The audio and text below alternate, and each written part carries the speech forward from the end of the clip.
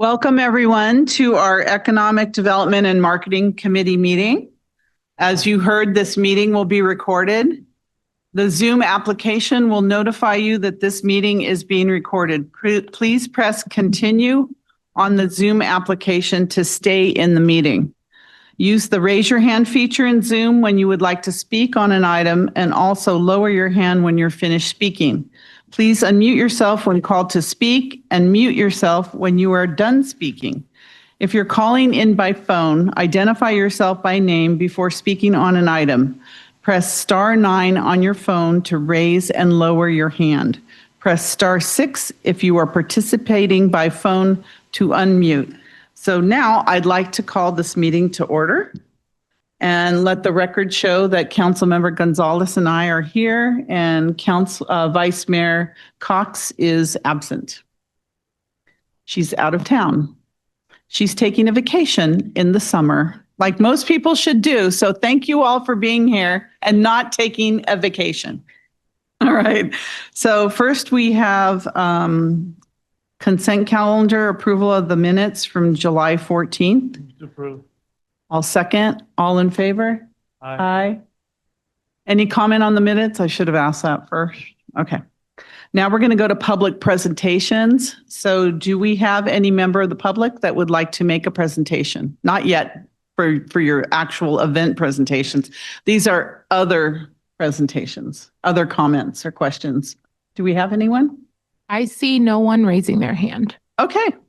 Anyone here like to say something? Anything you'd like to say? Yes. Hey, everybody. Okay. Thank you, Sean. Okay. You're welcome. Okay. All right. So we're going to go on to our general business. But before we do that, I'm going to start to go around the room so we can introduce ourselves again. We have new members every time. So go ahead, Yvonne. Hello, everyone. My name is Yvonne Inciarte. I wear a number of hats in Santa Clara. I work for Congressman O'Connor here in the district, so I'm here still in Santa Clara. Grew up in Santa Clara. Again, I am here looking around the room representing the mid-30-year-olds that are not here. I see a couple of young... Who just walked in that are younger than you? I have to say, not Satish. Go ahead. The Gen Z crowd here, so I'm applauding that, and yeah. See, there you go. Good. Thank you. Okay, Sean or Kurt, go ahead. Good afternoon or late afternoon. Kirk Vartan. I'm with a local pizza shop in Santa Clara, Slice, New York, and we're looking forward to participating any way we can. Thanks. Hello, everybody. My name is Sean. I'm a small business owner out of San Jose, but I live in Santa Clara. I love it here, and I'm here to listen and find out what we can do to make our community better. Thank you. Okay, there. Okay. Just say your names. I'm dogging, bro. I told you. Hi, I'm Brandon. Hi, Brendan. Hello, my name is Jay, and we're here with Sean. You? Also looking forward to make the city better. Boom. Thank you. This table, Esther? Want to make sure, is the mic on? Hi, everyone. My name is Esther. This is my second economic committee meeting. I'm very excited to be here. I'm running a marketing startup, a communications company in Santa Clara. So thank you.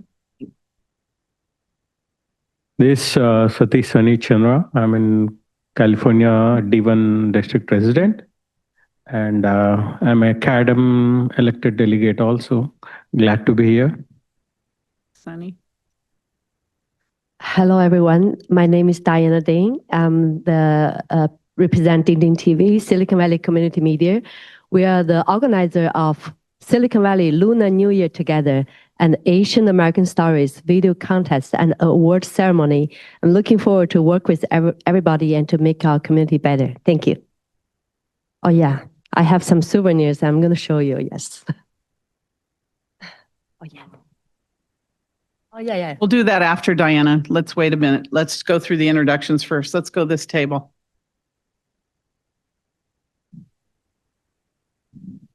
Hello, everybody. I'm Howard, also known as the Hot Dog Dude. I'm glad to be here to make our city really stand out on a global stage. So let's do some good work. Next. Hi, my name is David Curtis. I am a commissioner on the Salary Setting Commission. I've been a resident of District 5 for 20 plus years, and I'm here to also help out in any way possible. I also coach West Side Santa Clara Youth Soccer League. Hello, my name is Mike Waukee. I'm the resident of District 5, like David, for over 30 years. I want to make Santa Clara better. I'm currently the executive board president for Santa Clara PAL. Thank you. Thank you. Back table. Hello, my name is Caitlin Riccardi. I'm the director of marketing at Discover Santa Clara. Christine Lawson, I oversee Discover Santa Clara. Hello, my name is Katie Causey. I am the Community Relations Manager for Sutter Health, and we're very excited to be expanding in Santa Clara. Hi, I'm Anna Vargas Smith. I'm president of the Santa Clara Parade of Champions, and I know Katie well. She's actually our presenting sponsor for the Santa Clara Parade of Champions this year. And I do wear other community hats, Cultural Commission, HLC, you name it. It's a fantastic city, Santa Clara. I'm Deborah Von Hewen, representing the Cultural Commission, and I'm also on the Downtown Community Task Force.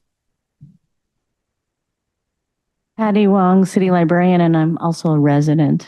And then I think we want to go this way too. Somebody missing? There's a couple new people that came in. Habir. Hi, I'm Harbir Bhatia, Silicon Valley Chamber of Commerce CEO.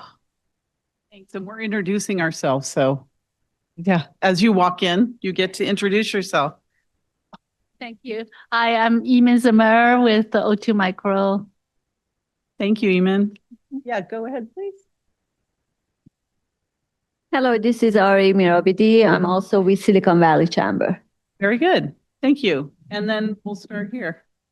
Elia? Hi, everybody. Really good to see you here. More and more people every time. So amazing. I'm Elia Kozak. I'm actually not from Santa Clara. I'm from the Netherlands, and I'm spending my summer here working for the City Hall as a summer fellow to help the city work on preparing towards the major events next year. And Albert Gonzalez on the council. So Gilmore, Rena Brio, Director of Economic Development and Sustainability. I'm Elicia Knight. I'm Development Project Manager supporting City Manager's Office and supporting RENA in Economic Development. I think most of you all know me, but welcome. Could I ask our staff back there just to stand up and introduce yourself so everybody knows who's in the room? Thank you. Can you use the mic, please? Oh, we have people at home that are listening. Hi, I'm David Knight. I'm the comms manager with the City Manager's Office. Hi, I'm Janine De La Vega. I'm the Communications Director and Public Information Officer for the City of Santa Clara. Happy to be observing and taking in everything that you guys are talking about. Damon Sparacino, Parks and Recreation Director. All right, thank you so much. So we have a lot of people in the room today, a lot of decision makers in the room today, so let's get going. So our first item is to discussion and direction on the citywide 2026 economic development and community engagement. So is it Rena? Yes. Are you taking Mayor, this? I just want to make sure the people online have an opportunity to introduce themselves. All right, I'm going to unmute, call names online and unmute you and have you introduce yourself. So the person that I see is Anna. You are now allowed to speak.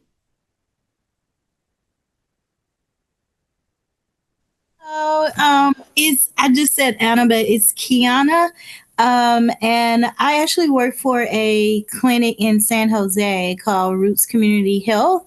But I'm just trying to see what each county is doing because we do have clients that we serve in the Santa Clara area as well. So that's why I'm here and see how we can bridge and create partnerships. Thank you.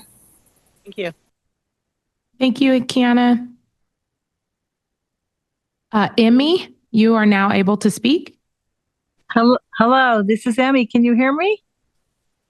Yes, we can. Hi, it's Emmy Moore Minister, and I am in the sports industry, most specifically represent the Professional Golfers Association and the California Alliance for Golf, and we are excited about anything that has to do with sports in our community. So looking forward to being a part.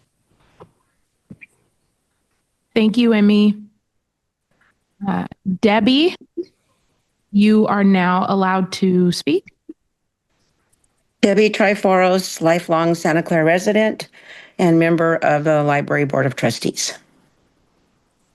Thank you, Debbie. All right, and last one, Misha, you are able to speak. You're unmuted. Hi, everyone. This is Misha Homara. I'm the CEO of Tricor Panels. We specialize in designing, fabricating, and selling architectural panel systems. I'm also on the board of directors of Silicon Valley Central Chamber of Commerce. Excited to hear all your guys' ideas and share how we can build the city to get it ready for the upcoming event. Great. Thank you. That's everyone, correct, Alicia? That's everyone. Thank you. Yeah. So as we move to our first and only agenda item for today, just sort of setting the stage for us. We have been meeting as a committee for the last few months, and a lot of progress has been made to receive community input, to really steer the types of community events that we want to see, to really leverage the opportunity of 2026 for our city, and to make sure it really represents the desires of our very diverse community. So thank you all for being here. Today, we've got a lot of opportunities for moving around and talking through sort of workshop exercises. But I'm going to turn the presentation over to Alicia Knight, who's going to give us the background through the different steps that we are going to undertake today to really move this discussion further from ideas to really actions. Thank you. Oh, and I did want to add, there are 2 sign-up sheets. One sign-up sheet that everyone here should have put their name on, and that's just indicating that you're participating today so we can track attendance and make sure that we keep in communication with everyone. There's a second sign-up sheet that's on a clipboard. Thank you. On a clipboard that's being passed around. If you are someone who is presenting a community idea today and you haven't submitted that community idea to us electronically, make sure that you sign in that idea so that we can record it. So if the idea sparks you later on, just make sure you put it there. We're going to have another place for you to put it as well, but that's the other purpose for the clipboard. Thank you. Is there an online version too, or just is it only in person? There is not an online version, but I don't know, have we even enabled the chat? Yeah, the chat is enabled. And if you have an idea that you want to present, we can open it up before we move to the next exercise. If it just note it in the chat and we'll come back around. Sounds good. Thanks for speaking up. All right, so we'll go ahead and get started. This is going to look a little familiar for some of you, but I know we've got quite a few faces in the room today. So again, welcome for joining us. So we want to take a step back for a second and talk about what we've done so far. And in the last few months, we've created this major events task force, cross-sector coordination with an emphasis on inclusive engagement, local pride, and global visibility. This will really strengthen our community readiness for the high-profile events. We've also conducted a core values survey, which I believe most of you all have participated in. And this was really enlisting the community and the committee input. And so that's been completed. We also participated in a mapping exercise to align the spatial insights in the event placement. And you'll see on your tables, we've got a mini printout of that map just to kind of jog everyone's memory. We've also identified the potential theme and slogan through generation of community and committee input.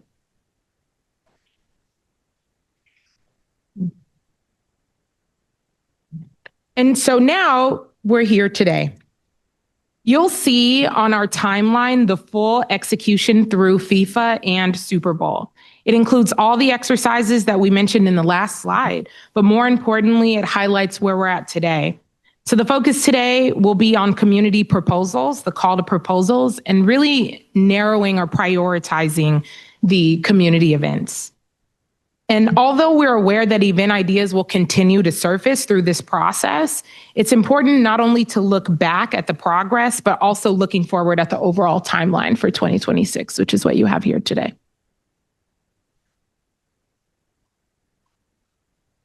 So what's the purpose of today's meeting? Today, we're going to gather really high-level input, and we're going to do that by identifying and determining what type of events you all as the community members are working on or excited about. We're really going to look at a natural alignment or any synergy that exists amongst those events.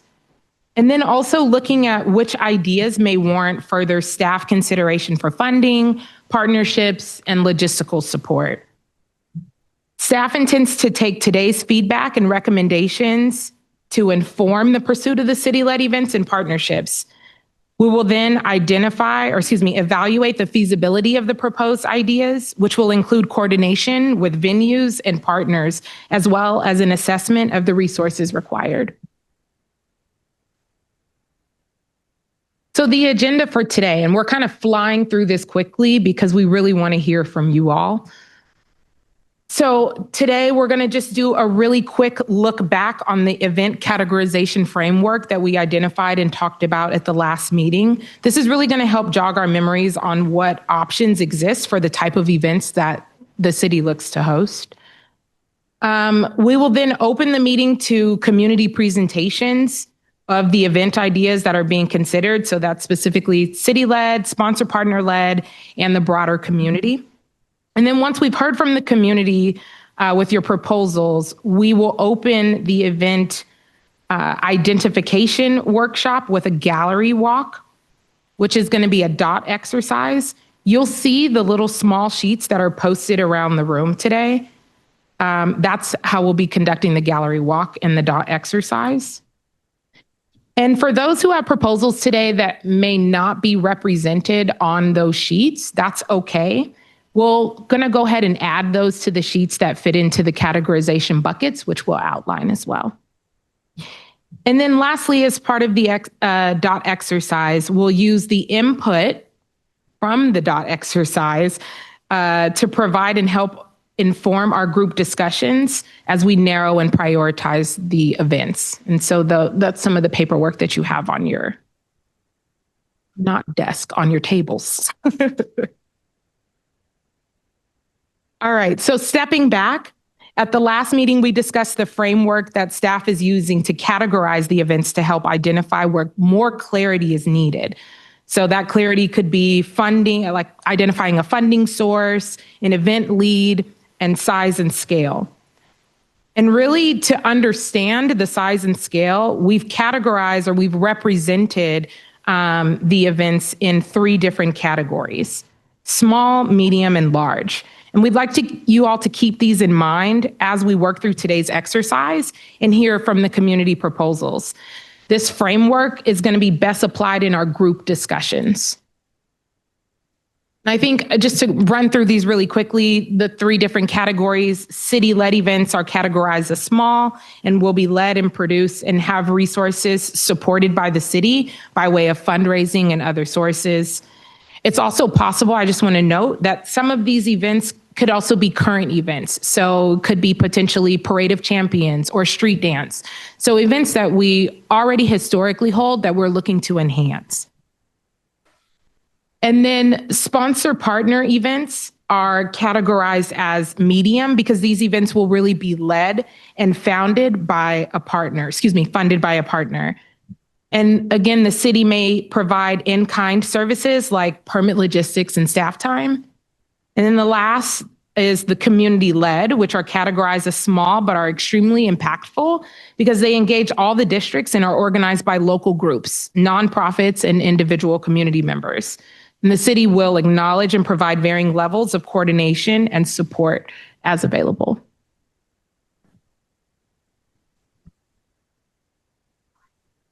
All right, now we get to the fun part. We want to hear from you.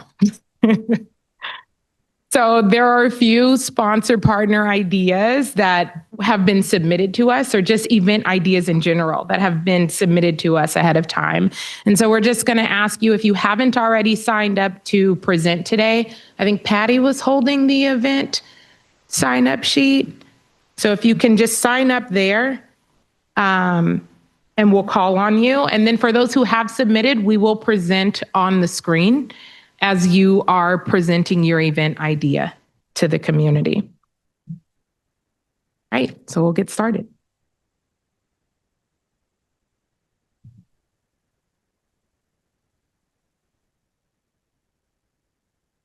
Oh.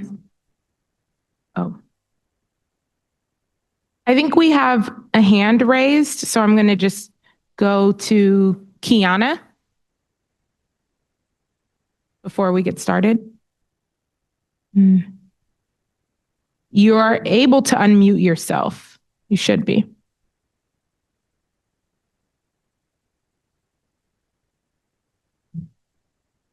Kiana, are you able to unmute?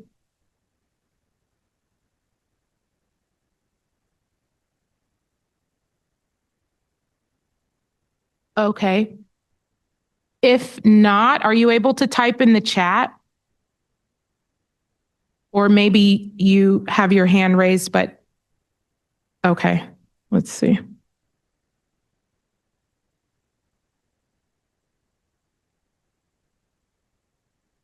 Kiana, can you hear us? Okay. We are going to keep going for now and we'll come back. Oh, sorry. Okay, great. So the first set of proposals that we received was from Deborah. I'm going to ask if you want to share your ideas and let me know. I have your proposals and I can share them to the community. Let me know which one you want to start with. Okay, let's start with the Our Town Creative Placemaking event.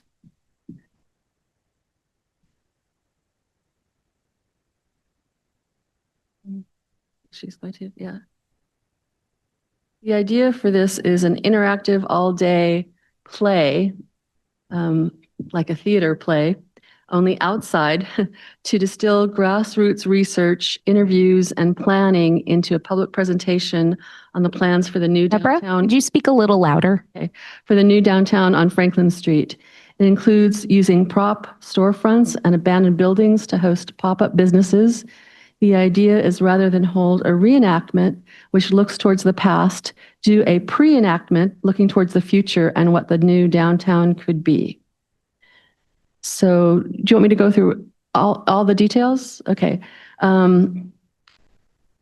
The lead departments or contact people might be Reclaiming Our Downtown, Downtown Community Task Force, Santa Clara Players, City Planning, and others. This could be city supported. We would need support probably from planning and marketing, and aligns with the community value of hometown heart and heart of a champion. Okay, next, light art installations in underpasses, tall buildings near the stadium, at city gateways. And I have some photographs attached to what I submitted. I don't know if we're going to look at those, but the idea is using light art installations for either a temporary or permanent feature of the city based on available budget, suggested to run from before the Super Bowl to after FIFA. Existing gateways such as the one at Lawrence and El Camino, or use light to create temporary gateways such as on 101 and Great America, 237 and Great America, Montague and Lick Mill, Franklin and Lafayette, etc. And to run from January through July. The Cultural Commission could lead this and aligns with Hometown Heart. Don't have an idea of what the budget might be yet. It'll depend on how extensive we go.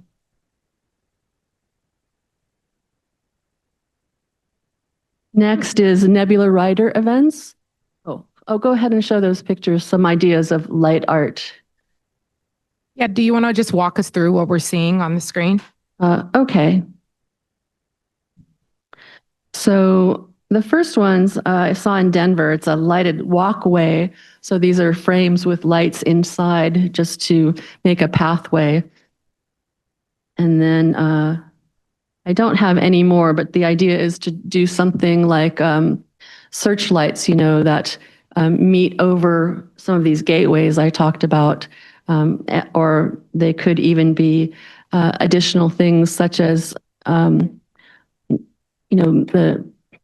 the Bay Bridge in San Francisco, that kind of light installation. I think hopefully everybody understands what I'm talking about there. Could we make it the colors of whatever countries that are Absolutely. that we're hosting here in Santa Clara? Absolutely, yeah, the colors of their flag or their team jerseys. Team colors. Yeah, Yeah. that's great. Yes, that's in San Jose. Yes, it is. And we have a lot of places we could just let our imaginations run wild and go until we run out of budget. Okay. Oh, there's another one. That's something that was at Burning Man. This is a kind of metal cutout that has lights inside, so it casts shadows on the walkways. So we could also do that at strategic locations. Okay, I think that's the last picture for the light art. So next we'll go to the Nebula Rider events. Nebula Rider is currently installed on City Hall Plaza through mid-November as sponsored by the Cultural Commission. Based on a few suggestions, we can find a sponsor to extend the installation through at least Chinese New Year celebrations, as 2026 is the year of the horse. Also, the horse, the Bronco, is Santa Clara University's mascot, and there's also the Morgan horse in front of the Triton Museum. We could make this a recurring theme or symbol of artistic and catalyzed events, as the Nebula Rider is a life-size Pegasus sculpture about to take wing. We can hold multiple events to celebrate and draw the community to City Hall Plaza, continue selfie marketing campaigns, and devise other events. Right now, as I mentioned, it's paid for through November of this year. We could run it through at least Chinese New Year or even through the FIFA events or longer, based on the kind of funding or sponsorship that we get. Right now, that's being run by the Cultural Commission. This aligns with Heart of a Champion or Hometown Heart. And in both cases, I wrote that lowercase h-e, capital A-R-T, because you can't spell heart without art. Cute. Okay, I have a few pictures of Nebula Rider here. How many people have been to City Hall Plaza to see it? Yay! Okay, and then we took a picture also of city council members and cultural commission members and the artist in front of it, so you can see it's a little larger than life size. And it's also lit up at night. Any color.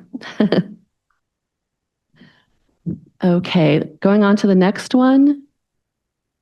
Burning Man art installations. We can either add to the horse theme with other whimsical horses, or we can place some other large-scale art that has been developed by Burning Man artists over the last few years.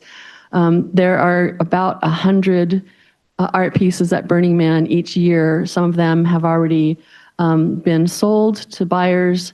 Some of them weren't meant to be permanent, so they might not still be available, but we can look through the web pages and look at things we might feel are appropriate.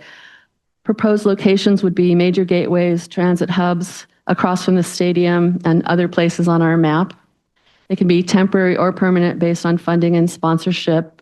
And right now, it's being led by the Cultural Commission.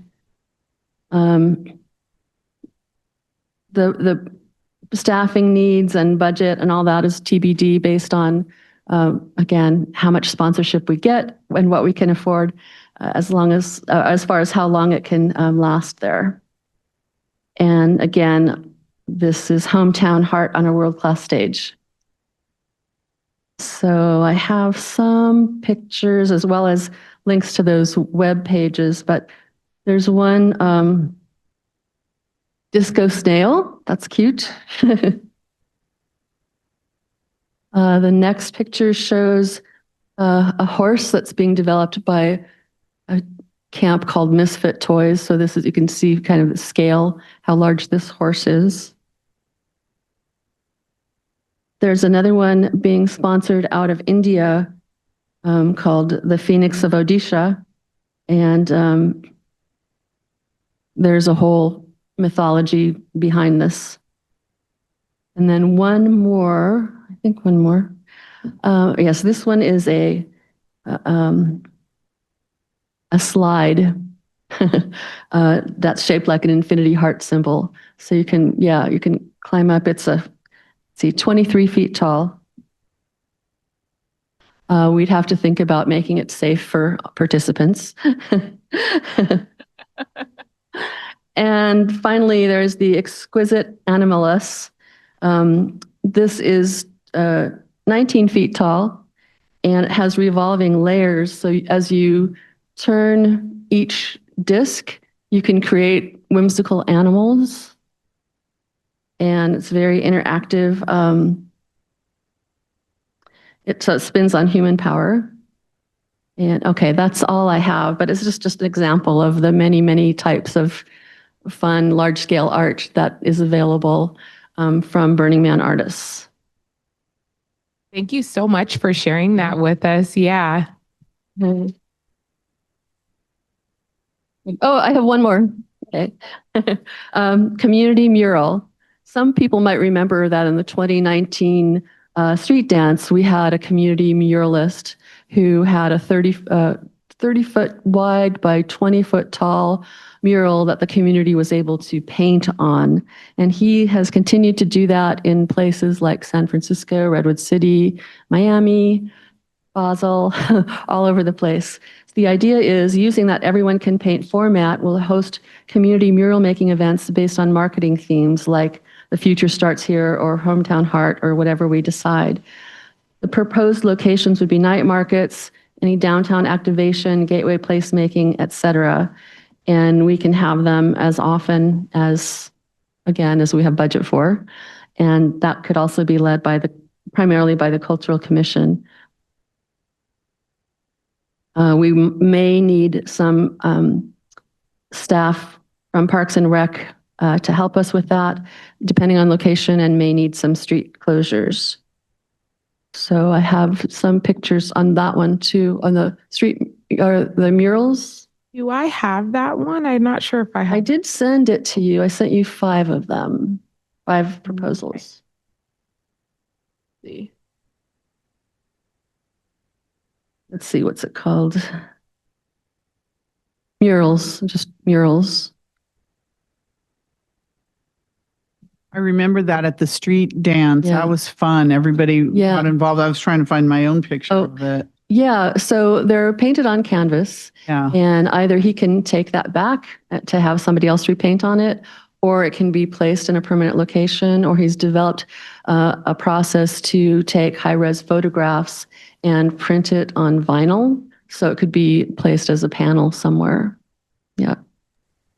I was just thinking about that. Actually, we do architectural panel systems, and if this is an idea that we do move forward with, we can even like build panels if you want to install them somewhere in the city later to kind of keep them as like memories and have it be a part of the community moving forward. Also, I want to let you know that the chat is still disabled, so we can't add anything in there for online participants.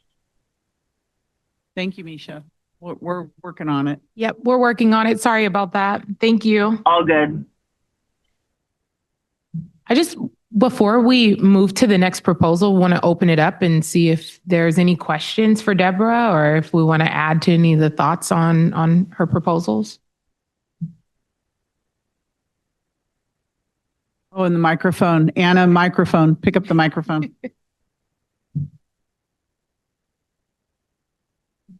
I can vouch for that. We were all at that particular street dance, and he had it on the side of his van, and everybody just went at it and started painting on it. And my question to Deborah is, how do we make that a permanent thing? Because I would love to see that piece of art again, but I'm not sure where it is right now. It's in storage right now, from what I understand, at the Community Rec Center. Nobody knows what to do with it.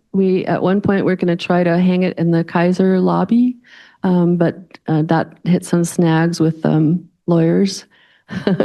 If we can find a place to put it, yeah, we could at least hang that up, because that particular one had a hometown theme as well. It was really about what downtown means to me. Yeah. If we can't hang it in the Kaiser lobby, maybe we can hang it in the Sutter Health lobby. Sean, I think I saw your head. Yes, you did. Yes, you did. There's a piece in downtown San Jose. It covers an entire wall. I was going to the museum, but they were closed. So I took a walk, and there's art on every little object that you walk by. And this one wall, it looks like they're almost like the size of records, but a little bit bigger. And it's every different square has a different artist from the city that they've all come out and painted their style. They've got their name signed on it. They've got their Instagram thing on it. And it was the coolest thing to see. And then all the little planters and some of the electrical boxes. I just think when you highlight the local artists and give them an opportunity to show their work, it kind of lifts them up and also lifts the community. And if the museum is closed, what a fantastic walk. Yeah, I think I know the wall you're talking about. It was done by Local Color, which is a nonprofit organization in San Jose for artists. Yeah, it would be great if we had something like that. It would be awesome. You, Habir?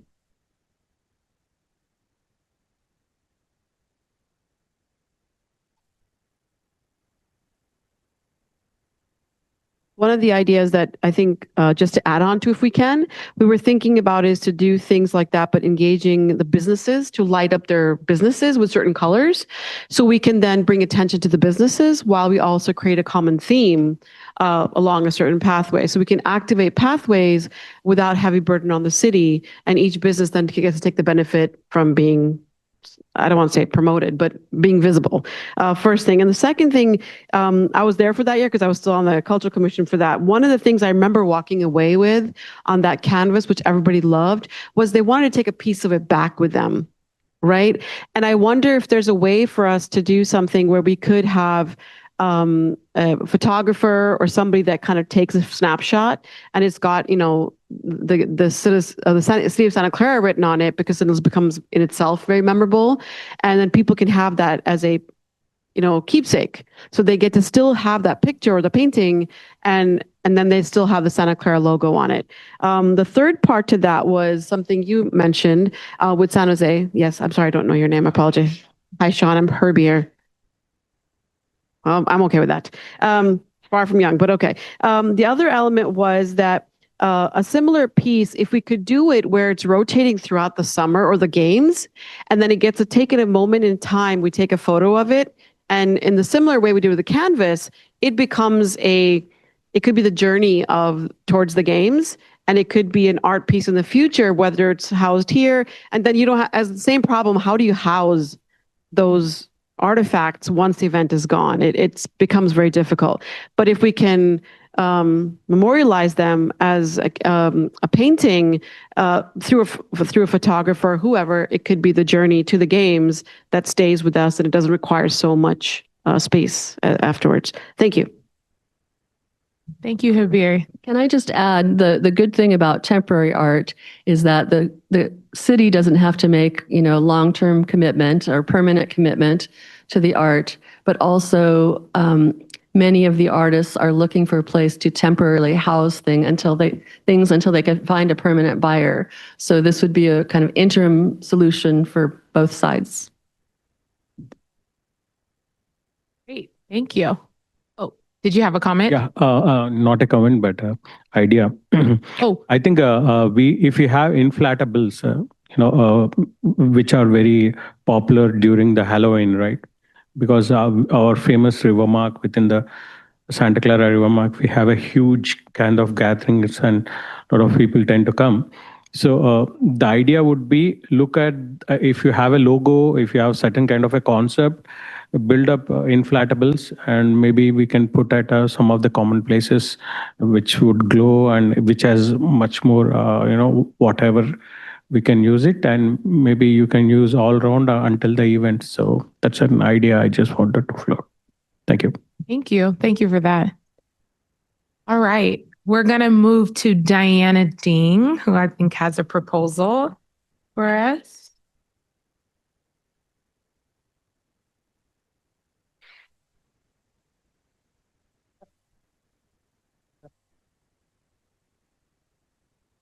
Oh, yeah. Can you show my PowerPoint? Thank you. Yes. Okay, I'm going to passing this around. This is a souvenir I created on my trip. So I have 2 events proposal in which we are already doing right now. So Santa Clara in 2026, not just a game host, but a story host. So the story host, I proposed 2 events. One is Silicon Valley Lunar New Year Together. Another one is Asian American Stories video contest. This is mainly to empower the local communities, build a lasting civic legacy. And also, why this event matters: inclusive engagement, amplifies Santa Clara's diverse voices, and local and global impact. So like our Santa Clara will be a spotlight to the local pride. And also legacy building establishes citywide traditions and storytelling archives. Can we go to next page? Thank you. So this is Silicon Valley Lunar New Year Together. We've been hosting that for 4 years, starting from 2022. And since Lunar New Year became the California state holiday, so we actually invited a diverse community, including Indian, Filipino, Vietnamese, Korean, Mongolian, Japanese together to celebrate the Lunar New Year. What I'm proposing is we want to make this even bigger because we used to do that at our backyard. Maximum we got 1,200 people, but that is too small. I'm thinking to make this become a 50,000 people events. Together with OMG Entertainment, who is a professional with the street fair. So they have 500 booths, cultural, art, restaurants, and food. So together with them, we are able to create a really big one because I showed how that looked like. And on the right side is the events we already hosted this year and last year. And just give you an idea, you see that we got Vietnamese calligraphy and Indian face painting and Chinese dancing and singing, all kinds of events.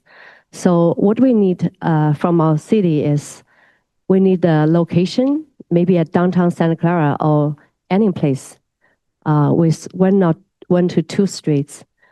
And we have a main stage, have cultural performance the whole day. And city can be a sponsor or can be a co-host. So we need permits, security, and funding. We are already having our funding for our last 4 events, but that is small one with 1,000 people. But with 50,000, we definitely need more support. So this is Lunar New Year Together. We call that together is all the cities coming together and all the diverse communities coming together. So let's go to next page. Thank you. This is the souvenir I found and I created. So you can pass by and show people, yes. I create them, each one I just take like 2 minutes. So this is like a DIY, Santa Clara DIY souvenir, personalized and instant and memorable. Just imagine use any picture, selfie or your family picture or picture in front of City Hall or Santa Clara City and just use your cell phone and scan the QR code and in less than 2 minutes, you create a souvenir by yourself with gold, silver, or any color you can imagine. So that will give people an opportunity that they can do them by themselves. But on the back side, we can use the image in the middle, put our city's logo there. Or maybe you can find a sponsor. The one I created with someone sponsored at the back side, so we cannot choose. You can find a sponsor for the back side. And in that way, so everybody can take a picture and then go to the machine and create their own souvenir. And I create a magnet for the refrigerator with a picture of me and our mayor. That's the idea. And this is doable and very reasonable price. I create totally 9 coins and 1 magnet with about around $200 US. Yes, all of them. With also with the package. Okay, let's go to next page. Yeah. Another one is Asian American Stories Video Contest and Award Ceremony. And we started this from 2023, and we already hosted 2 of them. One is theme, All of Us Belong Right Here. And this year's theme is My Gift to America. And next year's theme is Coming to America. That's next year's theme. So for this one, and we already collected over 140 stories with short videos, 1-minute video. And this is very touching and, moving. And we host that in Milpitas in a restaurant. The restaurant can only host like less than 500 people. Every time we, full house. So I'm thinking to move this to Santa Clara Convention Center. And library or any place that can host more people. And we can also feature a Santa Clara story as one of the categories. So we can invite our schools and next generations coming together and tell their stories. And this can be on YouTube and also on we are working with Indian parents, Filipino media and Vietnamese magazine. So this will be on all the other ethnic medias, share the stories together. This is what we already did, and we partnered with ABC Channel 7. They gave us free ads. Okay, so this is a second event. So the unique value of us is we are a media in Silicon Valley for last 15 years. As the voice of Silicon Valley Asian Americans, focused on telling our stories. We have this, 200,000 monthly reach and already 3,000 digital videos on YouTube and 40,000 newsletters subscribers. And those are maybe a small number, but with everybody working together, it can be really big. So we already been doing this. We have a team and we raised enough funds for this year and last year, but we want to make this bigger and move this back to Santa Clara. This is the second event. Yeah, let's move to next page. So the benefit for our city is promote tourism and civic pride through the cultural events and assets, showcase Santa Clara as a beacon of equity and diversity. And visitors experience live cultural shows and food and craft marketplace, community storytelling and family activities and local business booths. So residents engagement, we can have local school and youth involved, volunteers, ambassadors program, a story exhibit in libraries and in museum. And after this, so community pride during 2026. So this storytelling and civic memory will be, create a model for inclusive city programming. This is the benefits for our city. Let's go to next page. So what we ask for our city is co-host, endorse both events, and provide seed funding or grants. Of course, yeah, we've been doing this for years, so we have our channels to raise our fund by ourselves, but we just need some support. Big or small, both okay.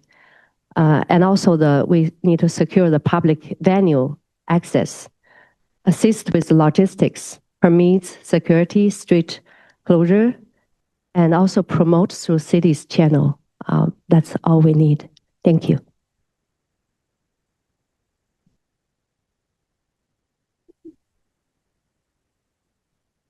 Diana, is the big Lunar New Year event, is that similar to the your night market that you were proposing? Is it the same or? Yeah, same, yes. Night market and Lunar New Year. And this night market, we can host more because Lunar New Year is a short event, but this night market can like several times in our city because we've been working with them and we visited their events and Ching and I been volunteered for their events. So we learned how they do that and how to become successful and how to bring people together. And can you incorporate? Of course, yes, of course. Yeah, I would like to learn and, hear your advice and see how can we work together with city and with everyone to integrate, all the resources together. Oh, thank you. Diana, do you know when the Lunar New Year celebration is this year? Yes, we did. Yes. Oh, no, when? This year, we host that on early beginning of March. Yeah, we host that. And this year we have 1,200 people sign up for the Lunar New Year together. In 2026, do you know when it is? 2026 will be the end of February, but we're thinking to host that on March because Lunar New Year is a whole month, a 1 month celebration. So we're thinking to do that on the early March. Thank you. Just want to open it up and see if there's any questions or collaboration or comments for Diana in her proposal. Sean, go. Yeah, over there. Thank you. Thank you, Sean. Yes. Where was the 50,000 person event hosted that you showed right here? This one is in Sunnyvale. Oh, Sunnyvale. Sunnyvale, yeah. They got nearly 40,000 people there in Sunnyvale. And that was their downtown? Yes, in 2 days. That's in 2 days. This is a picture from Sunnyvale. I know our art wine, we get what, 30,000? About that. 30 to 40.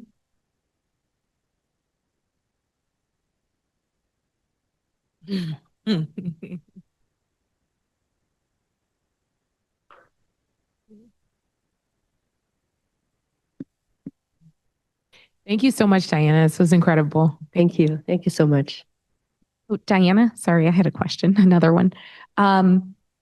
With the Asian American stories, I can imagine that's something where people can go online and watch them. Are you thinking about having a physical place where people can come in the city to watch them too? That would be great. I will be very thankful if you can make this happen. Very different topic. It's actually a sad topic, but when I was at the World Trade Center, they have a very moving room that you go in to listen to a bunch of stories. And I was just thinking, oh, it'd be very cool if, stories could be in a space and people could sit and watch similarly. That would be wonderful. Actually, State Library actually gave us a suggestion, yes. Yeah, library and the ongoing stories and played on the screen. That would be wonderful. Awesome. Thank you so much, Diana. And we're going to go to the next presenter, which is Patty.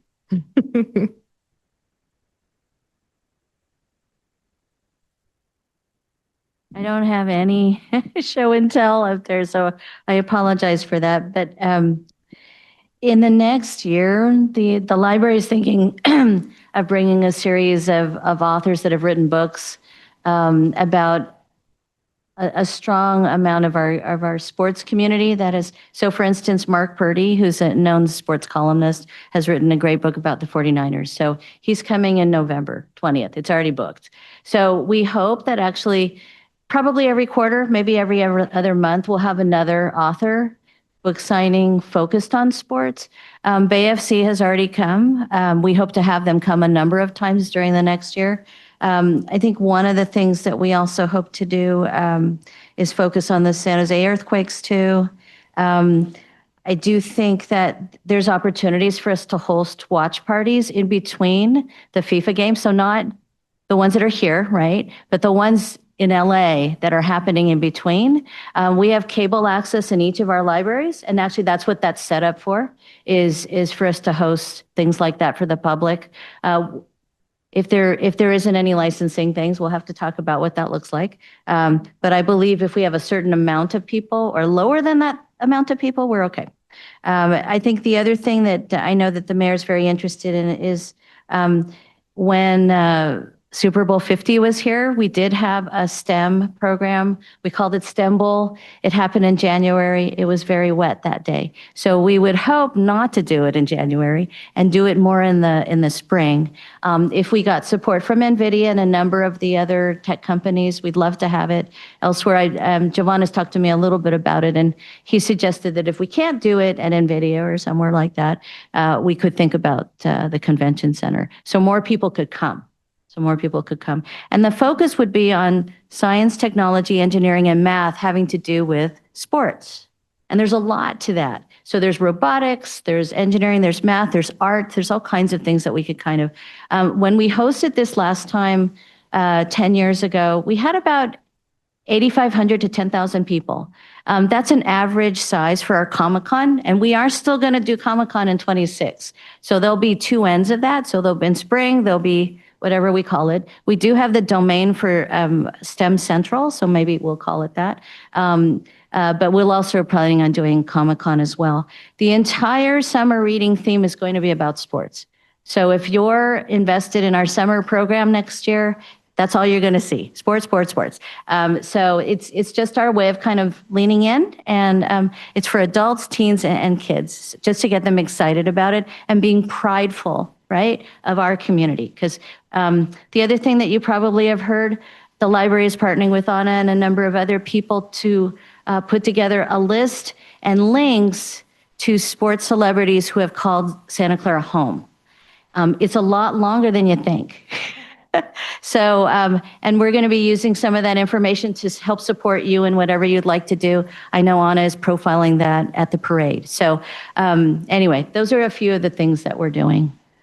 Yes, sir.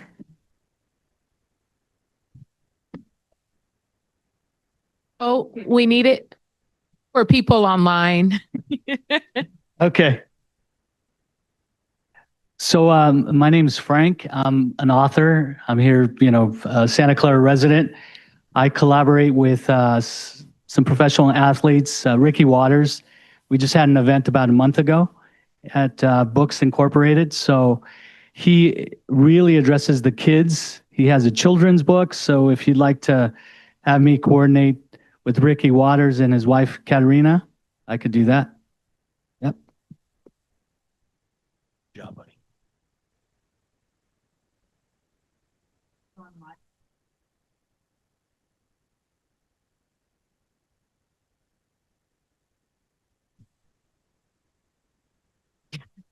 We need about 80 to 100 volunteers beyond the staff. And admittedly, since we're a 7-day-a-week operation here, that means I probably need twice as much as that because I have to keep this place open too. I wouldn't want to close just because we have another event somewhere else.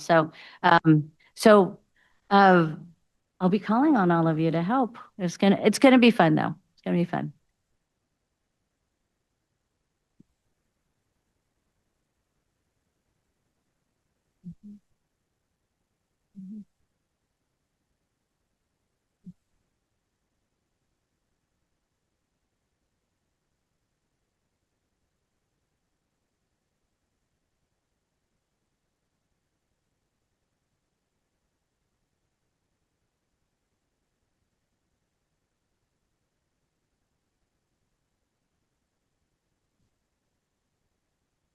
All right. Thank you, Patty. It was awesome. All right. Anna, you're up.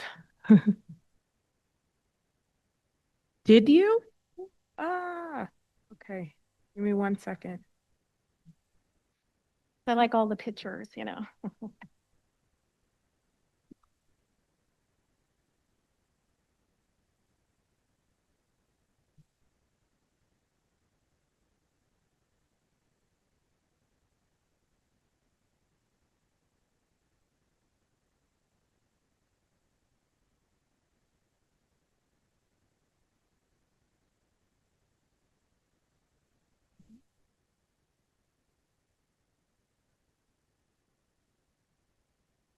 All right, Anna, I got it. I'm going to start sharing.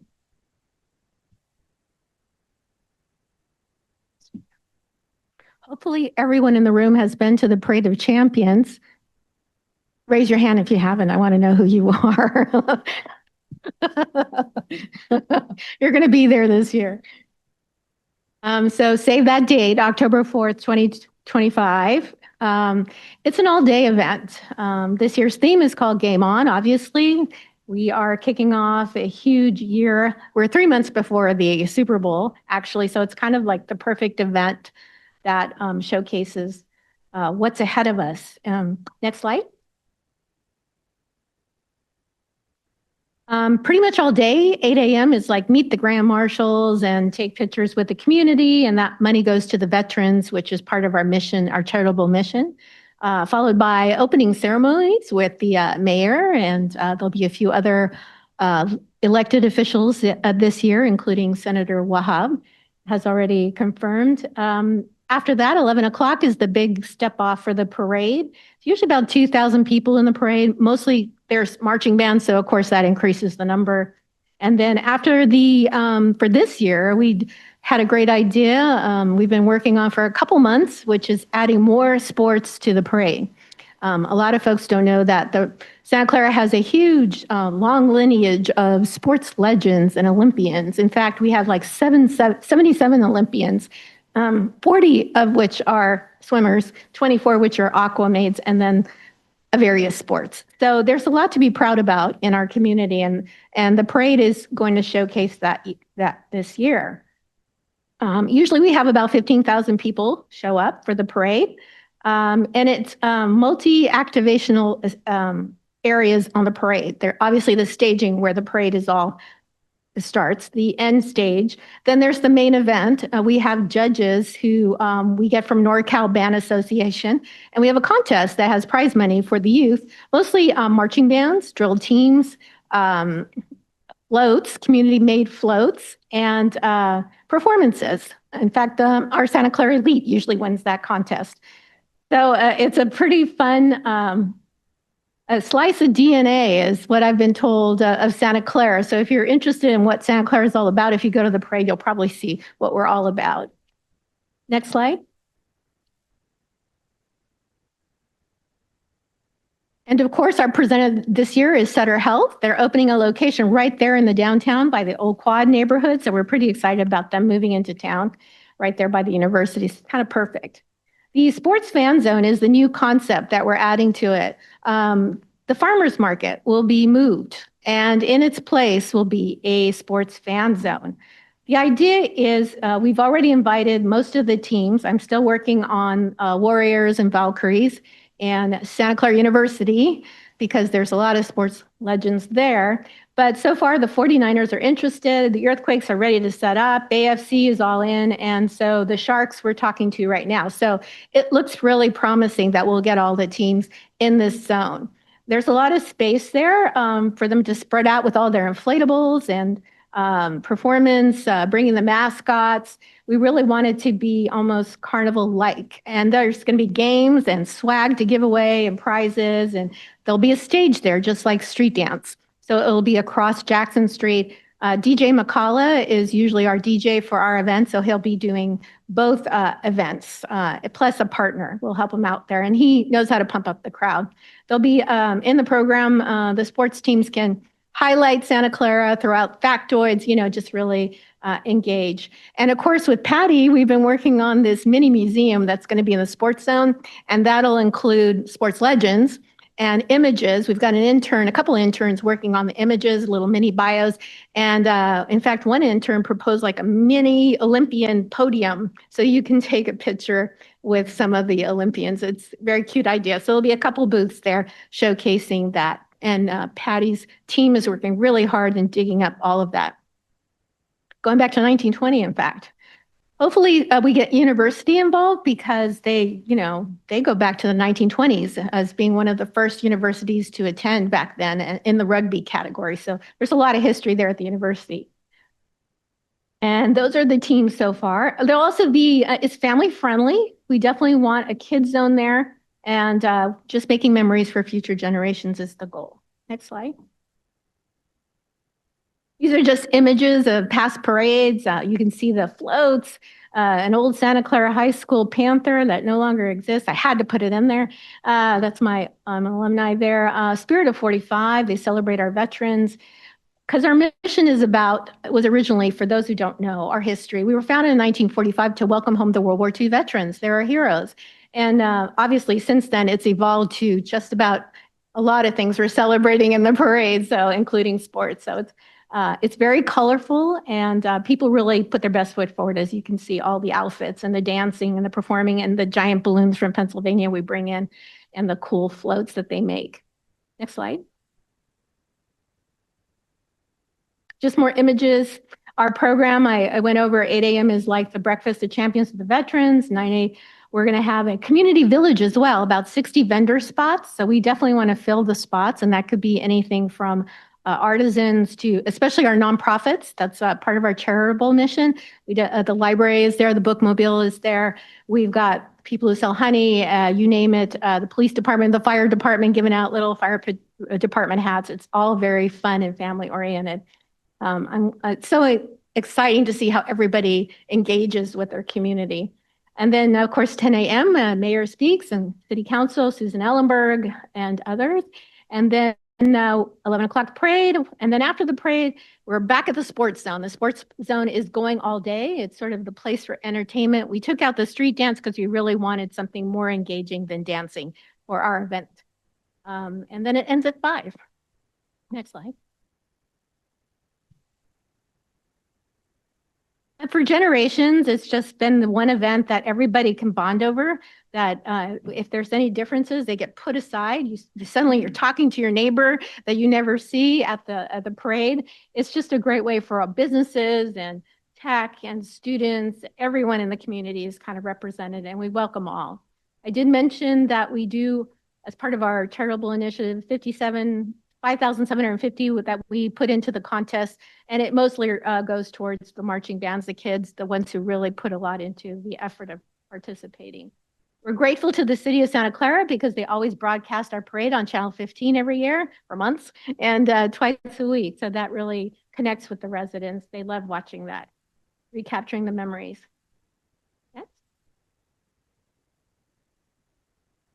I mentioned our history goes back to 1945. Larry Marsali was the original founder. He founded a lot of festivals, the Italian festival, you name it. He was a Knights of Columbus guy. St. Clair's, he was all there. And his partner for 50 years was Ed Cunha, and both their wives and families ran this parade until 1995. I was able to speak to him before he passed and let him know that the parade was coming back. That was one of his most exciting things before he went.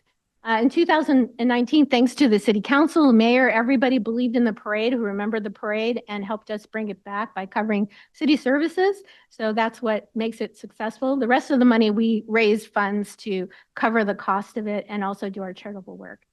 There were about 15,000 last year. We get a lot of press from the event. Even Discover Santa Clara was there. It got a nice video of everything, so thank you for that. Next slide. And of course, giving back to the community is why we exist. We try to help out those who need it most, and the tradition goes back to 1945. We stayed true to that. And so we are thankful for everyone, because it takes a village in Santa Clara to make this happen. We have a board member here, Mike Waukee, who, Mr. Green team over there, he makes sure that operations go smoothly. It's just everybody pitches in kind of event. And it keeps our history alive and our legends and our sports and everything. Why the community is engaged, it's something to bond on. It celebrates its pride in our community. It celebrates our history. It's free to the public because we do all the fundraising. So it's inclusive. So anyone can come to the parade and spend the day with us. And it's a legacy that really showcases who Santa Clara is all about. And we never want to lose that. And it's multi-generational, it's multicultural. We have every kind of folk dance, you name it, every sports, little league, big leagues, everybody gets to participate in BC. And it really nurtures social responsibility in our youth. I started in high school as a volunteer for the Parade of Champions, and here I am now. So it's like, it goes back a way, but it really gives you the bug, it makes you want to get back to your community. Next slide. But it does take an army of volunteers, and this is how we engage the youth. About 150 volunteers from the local schools. They all participate. We give them a shirt, and they have a great time. They come back year after year. So as I said, it's very multi-generational, and it teaches them responsibility and giving back to the community.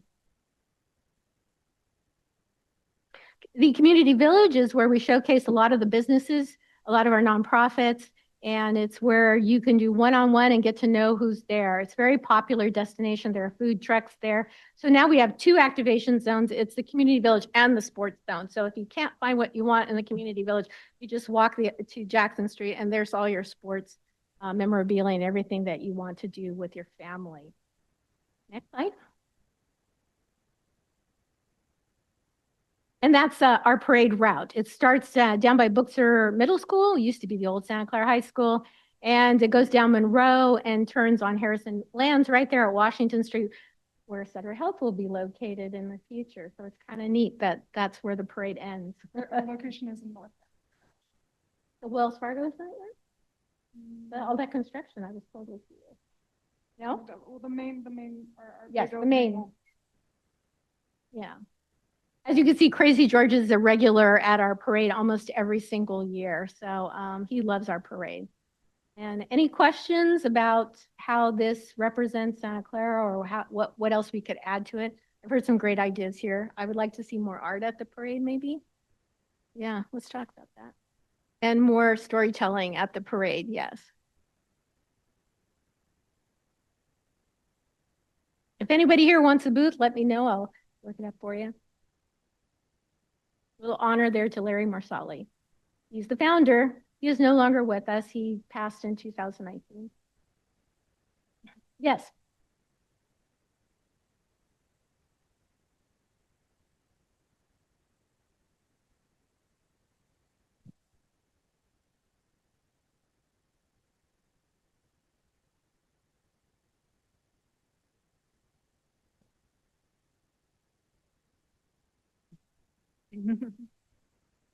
Oh, so is this event, has this event been an annual event throughout the years?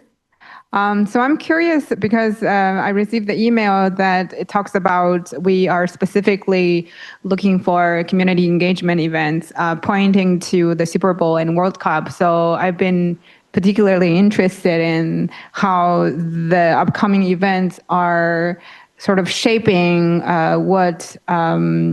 how we do these traditionally, how do you say, like repetitive events? It's not the best word to use, but you get what I mean.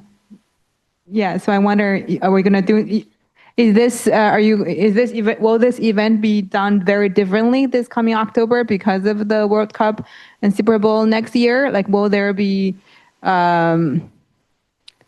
specific sports focus? Because I heard from Patty said that there are a lot of sports events coming for the library event. So I'm kind of curious. So what we added this year is the sports fan zone and an entertainment zone. So that's new to the parade. It's located on Jackson Street, which runs parallel to the parade route.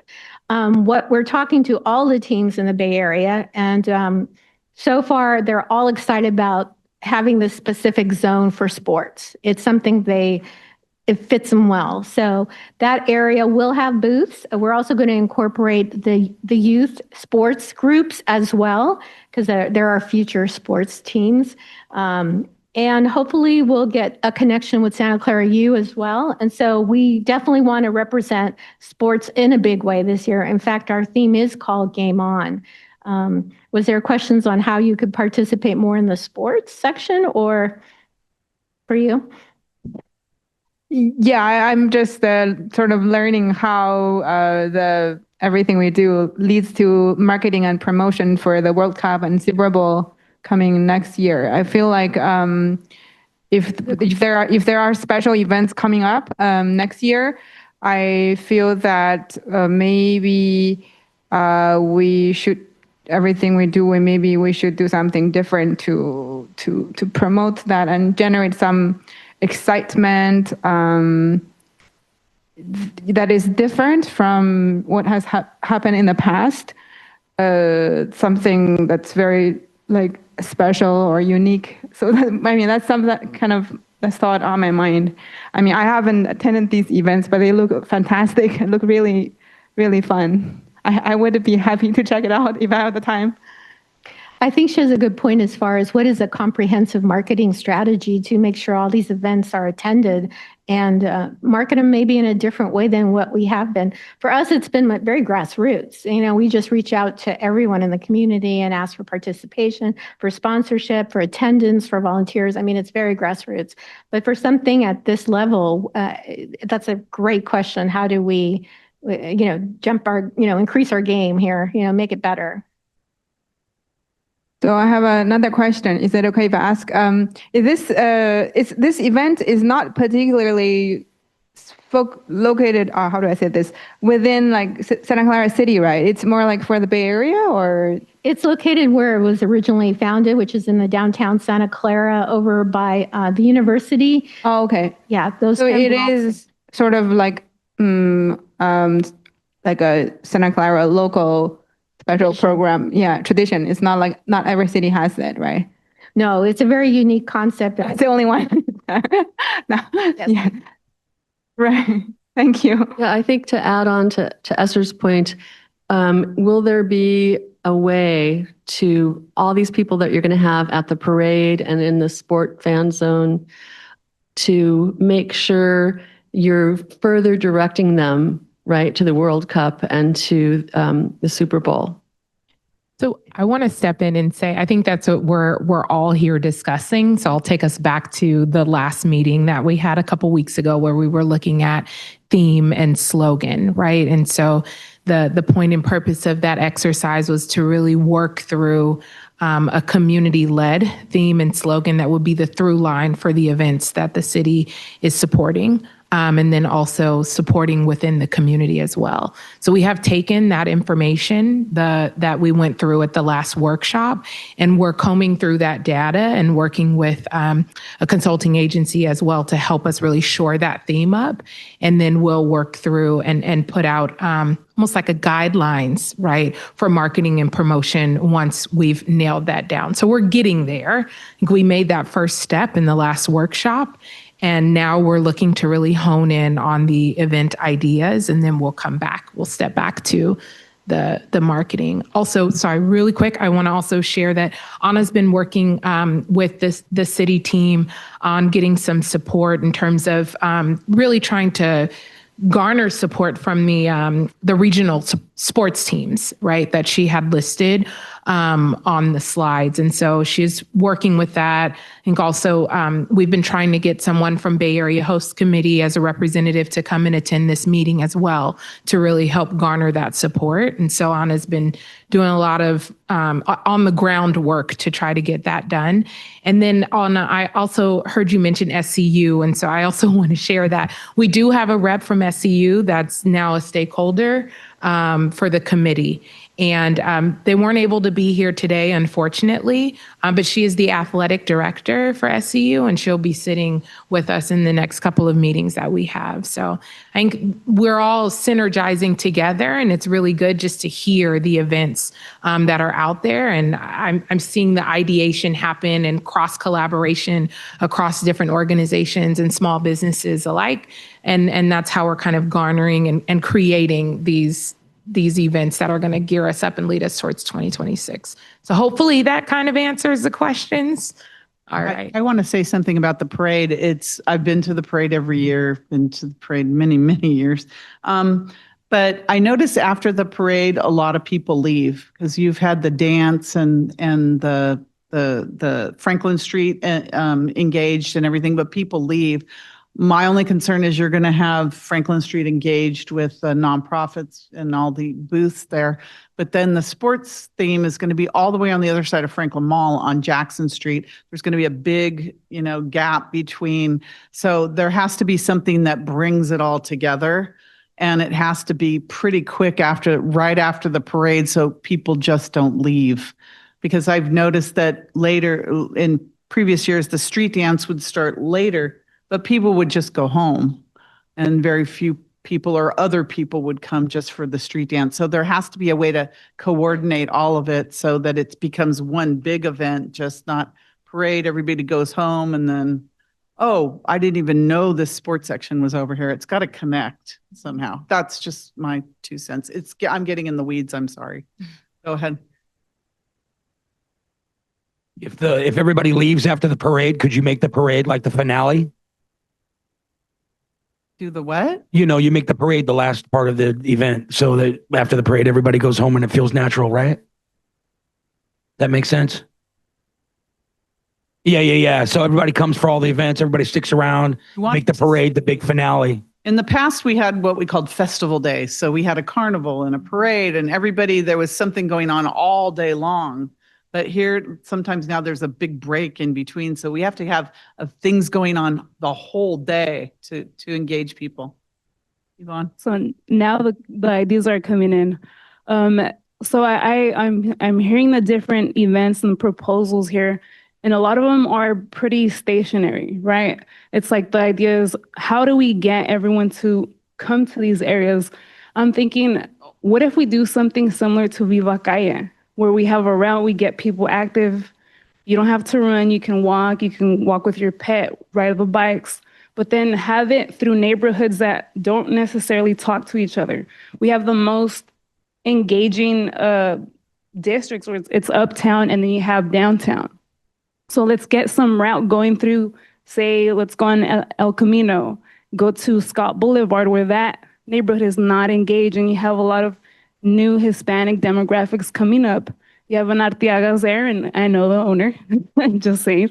She partners up with the San Jose Sharks. She has a location there. Also San Jose Earthquakes, she's a sponsor there. And also FIFA, one of the huge consumers is the Hispanic demographics. So we want to have some traffic coming in to discover Santa Clara, and we can have local vendors and booths, include NVIDIA, include Palo Alto Networks. We have Applied Materials, all of that. We got the Tech Hub, but you also want to have those that have been here. You have the historic downtown, so you want to have that incorporated, and then the new developments in the north. So I'm thinking a route like that. That would be a great way to kick that off. And then in addition, we can probably amplify something for the hopper. We can use it for different districts and talk about maybe a game day hopper where it helps people that are far from transportation. So I hear the ideas of the library where not too many people go there, only people in the vicinity. It's kind of like the Parade of Champions where the downtown will be there and Old Quad comes, but the rest leaves. Or you got the wine festival where Central Park, you have that area engaged, but then the rest of Santa Clara's power lights are off. So that's an idea. That's incredible. Thank you. Javier, did you want to add to that? Not much. We are at 5:30. And that is the ending time for the meeting. I know that there's still, Javier, I know you signed up to present today. I also had David and Esther. I'm curious if folks are willing, we can maybe have, I want to ask if we can have people that want to present, if they're still able. If we're able to do so. For the presentations, if we can just shorten them and then we hear everyone. I think, is Misha on? Does she have one as well? Misha is on. And then we can do the rest of it at our next meeting. That's right. So let's just hear the presentations, understanding we need to be out of here. Kurt, did you have something? I just wanted to it was on this Parade of Champions bit, which I really liked the Viva Calle idea. I just wanted to add the idea of potentially, and I'm not volunteering for this, but to have list, so go ahead. But to have something that involves pets or animals, kind of like at the Super Bowl when they have the Westminster, whatever, Santa Clara could have its own, people bring their own pets to Franklin Mall or something like that. And it could be like a really crazy, wild, crazy events like the David Letterman Stupid Pet Tricks and show your dog, your cat, or your ferret or whatever, bring your animals, and it'd just be kind of like a fun, really eclectic thing that Santa Clara, I think, would just really love to do. Everyone loves to show off their pets. So Great idea. Tell us when you're ready with your proposal. Sure. Yeah. I love it. Yeah. To do something like that because they're so into this. Yeah, you're right. They actually, Kurt, they're actually willing to do a parade and a show for Zoom Room to do something like that. So I'm kind of excited that you thought of that because they're excited. Okay. Let me know when. Let's go through the last ones. We're ready. Yeah, sorry. It's just one slide, so I'm going to try to shorten it, as the mayor said, and thank you for extending the time. So we have, as based on your categories, the small, the medium, and the large. So I'm just going to mention the small really quickly because some of them will align with the library and Cultural Commission, and then I'm going to really focus on the larger ones with whatever time I have. We're looking at doing a talk series and movie nights about, as you were saying, about the legends. It's called Legends and Heroes of our hometowns, because there are so many, right? So that one's a quick one. Talk series, similarly.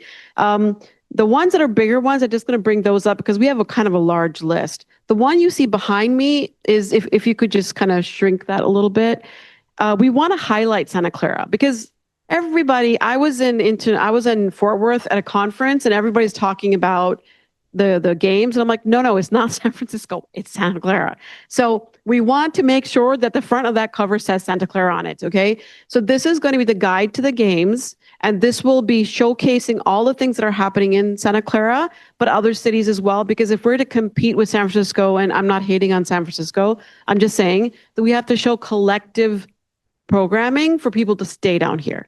So this is the guide to the games, and this will include anything and everything City of Santa Clara talks about, but also other regions to make them stay here. So that's something very important, and we welcome your input and sponsors to get that thing paid for, but that's going to be one of our key highlights. And you can keep that on there. We've got 3 major buckets. I didn't put them so much because this takes too much time. We consider night markets and festivals in one big bucket. Because for us, festivals are how our businesses get in front of the public. So we are looking at night markets with and festivals as kind of one big bucket, and we're looking at multiple ones. Food truck nights, swap meet nights for people that have a lot of memorabilia. That's kind of cool, right? Because of both of our co-chairs are athletes, or one is an athlete. The other one is a holiday market to kick it off this year in December, if the city would like to do it right after our tree lighting, because it's a perfect weekend, and we start off and kick off next year with that weekend. The other one is Tour the Globe for the games. Right? So this way, because these are going to be our regular annual festivals, but we think that they're going to be better converted to serve the need of our city. And then the barbecue chili cook-off. It's going to be whatever you guys like, per barbecue versus chili. I think chili is just a little easier, but that is a cook-off as well. And we would place these according to the timelines that work. But we think these 2 particularly could work really well. One is to be pre-FIFA, and one could be the I just lost some time frames, Super Bowl. But yeah, I know, it's terrible. Aging man. The tour, oh, thank you very much. We got to hang out later. Tour the Globe is the one that's really 5 pavilions representing our continents. And thank you very much. And each of those would be a way for us as businesses to also show our businesses, because for us, this is the way our business community gets to get in front of members. So those are the ones that are under tour night markets and festivals. The next one is we'd love to propose a youth cup. And we have so many soccer fields in Santa Clara that we've always taken pride for. Somebody needs to host it, and our team called the Games Committee is happy to be advisors, because the chairs are soccer players. Just imagine people coming to Santa Clara for the Youth Cup. The other one is the international flags on El Camino. Now, that's really not something that we have to stop and bring a festival around, but brings people to city of Santa Clara, foot traffic. The other one is the Santa Clara's Food Fest or Taste of Santa Clara, which is a walking food tour. People can kind of fill their passport. People can come and eat at different restaurants. We bring and keep people in Santa Clara. The other one is the I can't read my handwriting. Is called the Walk is a Sport Too, for a 5K walkathon. Okay, it was kind of playing lightly on it. The walking is a sport too, because we used to do that with yoga, but I like this idea equally. So these are the big bucket items that I wanted to talk to you about. But we have about 15 programs that we're looking at to do that are to reuse our existing programs. I didn't bring up the light and the gateway because I think Deborah did a good job of covering that. The last one I will tell you is the tech showcase. We want to work with our partners because we have so many businesses in our community to light up their buildings according to a theme that the city kind of pre-designs. And then the burden of electricity is not on the city, it's on the corporation. And each of those tech or providers can hold a demo day or a showcase of the businesses or the innovations that they're working on, because people are going to come here. Yes, they're coming for sports, but there's a lot of innovation happening around gaming, a lot of innovation happening on data analytics for sports. So I think if we can encourage our businesses and corporations, that we can have them on this list of things to do, that, hey, if you're coming here, go check out AMD's, glove for controlling bots or whatever it is. That can be a demo day for them as well. So it's sports plus technology and innovation. Any questions or comments? Thank you. I want to say something that I have a proposal from the swim club, Santa Clara Swim Club. They weren't able to make it. They're at a meet in Portugal. Oh, So nice. One of the things they talked about was having an event showcasing Santa Clara as a youth sports capital of the world, because we used to be that, right? So they have a location TBD, but it kind of fits into the youth cup that you talked about. They want activities based on age, like an age-based triathlon, 3-on-3 basketball tournament, 4-on-4 volleyball, obstacle courses, all that provide all of Santa Clara's youth sports organization the opportunity to shine and fully engage the broader community, showcasing how Santa Clara provides the healthiest, most active lifestyle for its residents to encourage future champions. And they're looking at, like, Santa Clara University. I had just gone to the, Special Olympics, yeah, and how they had the university set up with the swimming pool and the fields and basketball and everything else to do something similar. For instance, if Santa Clara University would be our partner to have kind of that youth cup. So I just wanted to say the swim club wants to be involved with something like that. Perfect. Happy to talk to them. Any other questions or comments? Yes, Frank. Just a quick comment. Ding Ding TV. Okay. One of the things that I'd like to say across the country, across the U.S., the Hispanic market, #1 in games sold. I have my dear friend, I get fired up about this because, I'm Latino. The smile on your face. And the best World Cups in the history is 1970, Mexico City. 1986, I was there, Maradona, Mexico. And with the contingency right now, with passports in the U.S., they may go to Canada and Mexico if somebody doesn't get his act straight. This is serious. So in a month, I'm going to Mexico in 2 weeks, but in a month, I'd like to do a presentation. You had mentioned your TV, but including the Hispanic market with you. Absolutely. In terms of immigration and that contingency plan. That's all I want to. We'd love to do it. Thank you. Thank you.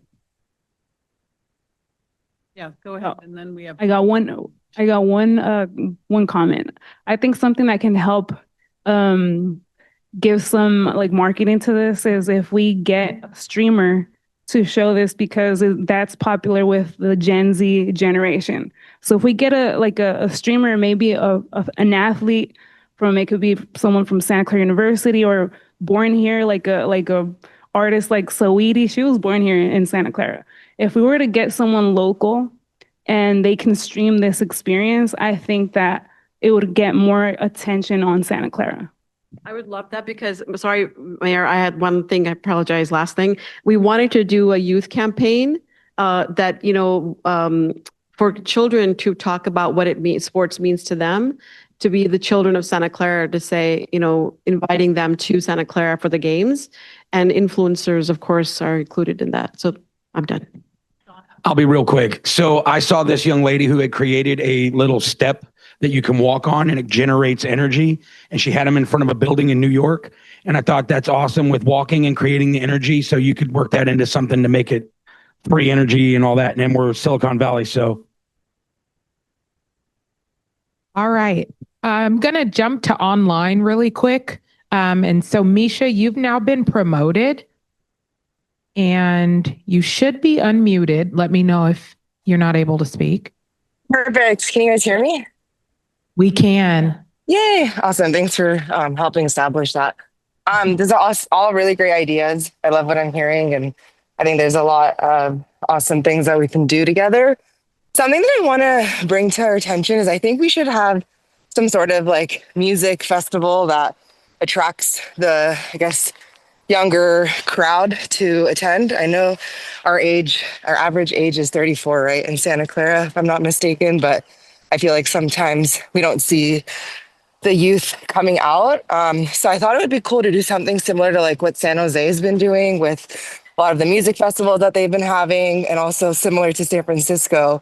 So I thought that would be a really cool idea. I do have a lot of connections within the music industry in regards to DJs and things like that. But of course, we would need support from the city and, as a collaborative idea. But I just wanted to bring that to the attention. I don't have a PowerPoint or anything, but just something I've been thinking about. I'm curious to see what y'all thoughts are on that.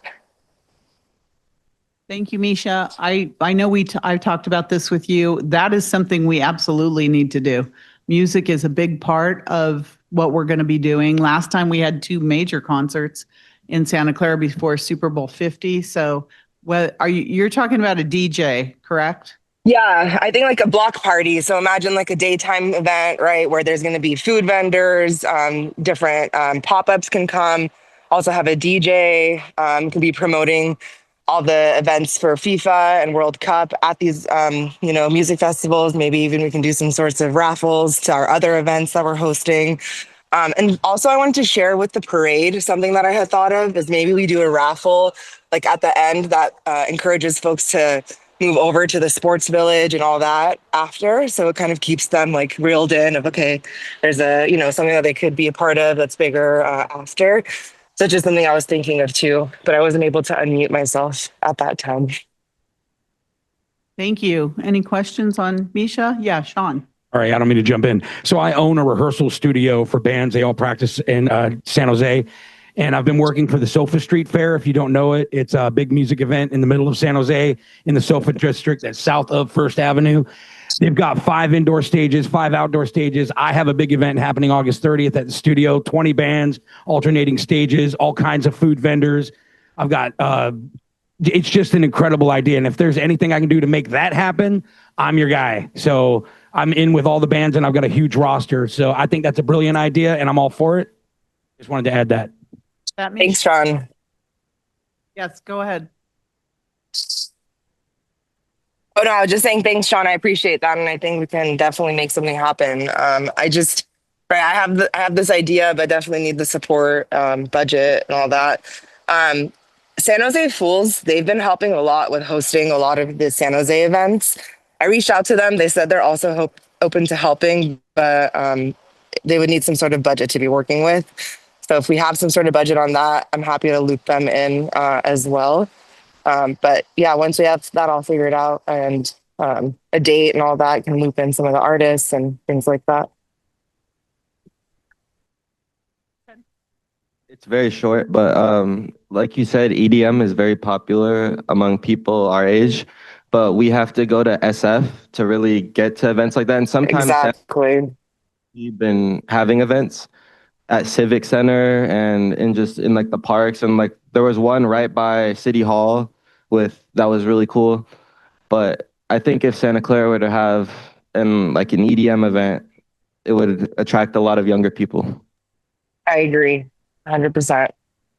And there was just a study that showed that EDM music in the BPM ranges of 120 to 130 helps decrease aging. I think it was by like 6 years or something.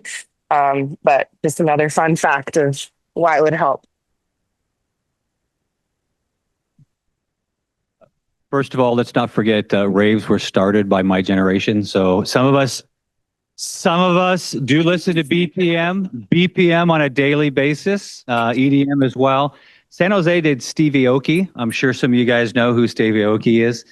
They did San Jose Earthquake, the festival down there before one of the big games with Miami. So that's something to look at.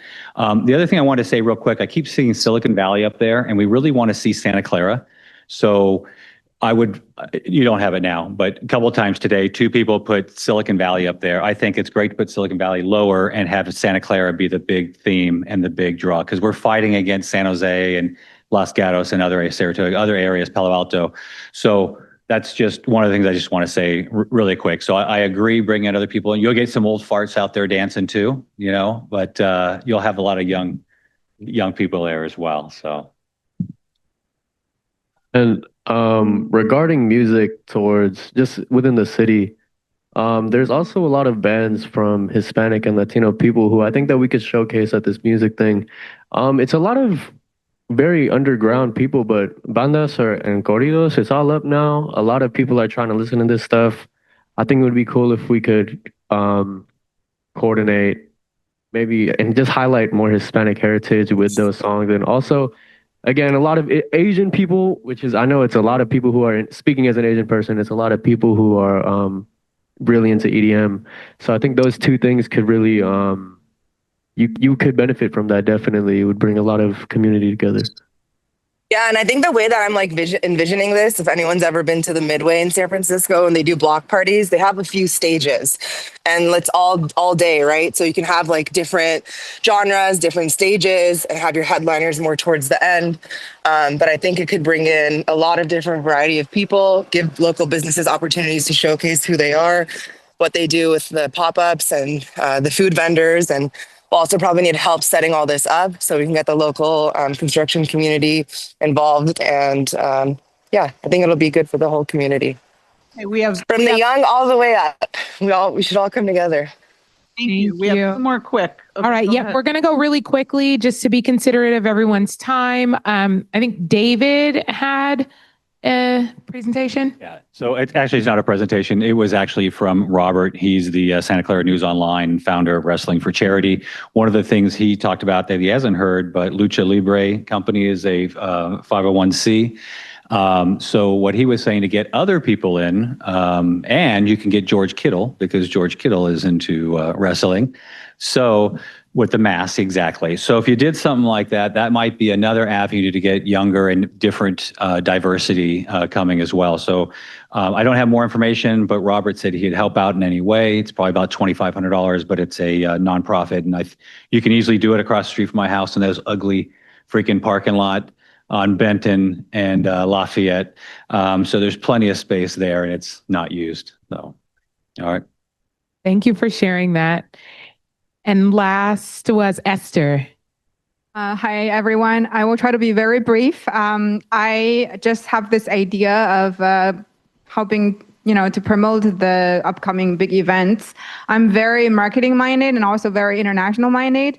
So I think very internationally, like whatever we do here, I see how do we tie everything together to represent who we are as a city.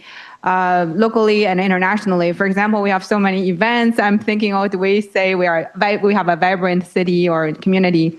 So one thing I've been thinking to promote things like this, there are 2 big resources out there. One is the human, like how do we use people to spread out the message? When people get excited, they use their phone to take photos and images. So that's one way to spread the message.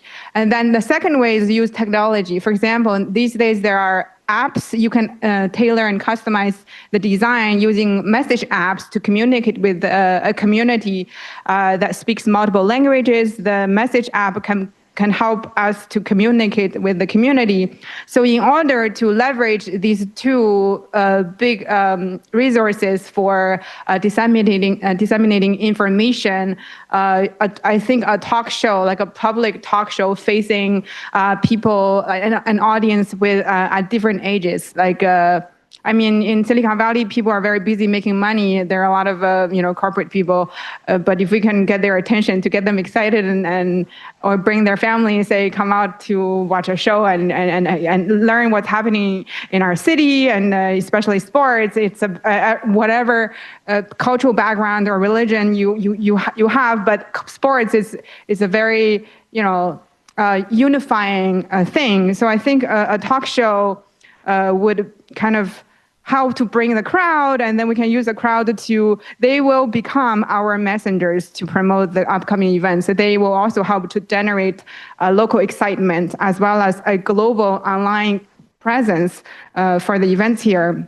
So for the talk show to happen, just off of my mind, I didn't have the time to present any slides like PowerPoint slideshow, but just off my mind, if Santa Clara, our city could help provide a venue, like let's say the convention center or just a big room with some nice stage setting. My company, I'm a new startup, but I have connections with media people who can help produce these kind of things at a very low cost. I'm not into making money off the city. I'm just wanting to make a difference with my strengths. And I have a very strong communication background. So I have a PhD in linguistics and communication. Also, I love marketing. So I hope I can offer some unique perspective, in addition to all the awesome events and festivals, the local festivals that I'm still learning. So that's what I hope to see. It's very, very feasible. It's very possible and doable, like a public talk show. And the name I just came up today is called Santa Clara Time. So it's going to help promote the city. Thank you. Just one thing. I just want to add, that sounds like a podcast. And we can get the youth involved in that, having them work crew and having them edit it and make it, attractive to the youth. Yeah. Sounds like a podcast, and that sounds like a great idea. So capturing, like Patty said, there were authors and we have sparse celebrities. If we can feature those people and have them on stage and generate so I also have a very strong academic background. I actually worked for two universities in Australia. So I love to see whatever I produce is going to be educational. It's going to be very healthy, maybe bad content, very educational to a global audience. It's going to be, if you make your video or show educational, people will embrace it, and it will be safe to send out to a global audience. Thank you, Esther. Thank you. Thank you so much, Esther. Really quick before we move, I just want to ask you all to hold on to these ideas and events and kind of remember this. We didn't have a chance to do the gallery walk today. And so we'll probably pick that up next week and really start prioritizing and narrowing down on the events so that we can start this collaborative approach and working together to build a multiple beautiful events. So thank you for that. All right, everyone. Thank you. And our next meeting is? Weeks from today? August 11th, 2 weeks from now. Could we do one more picture out by our clock, everyone? It's our tradition, although it's much bigger now. Yeah.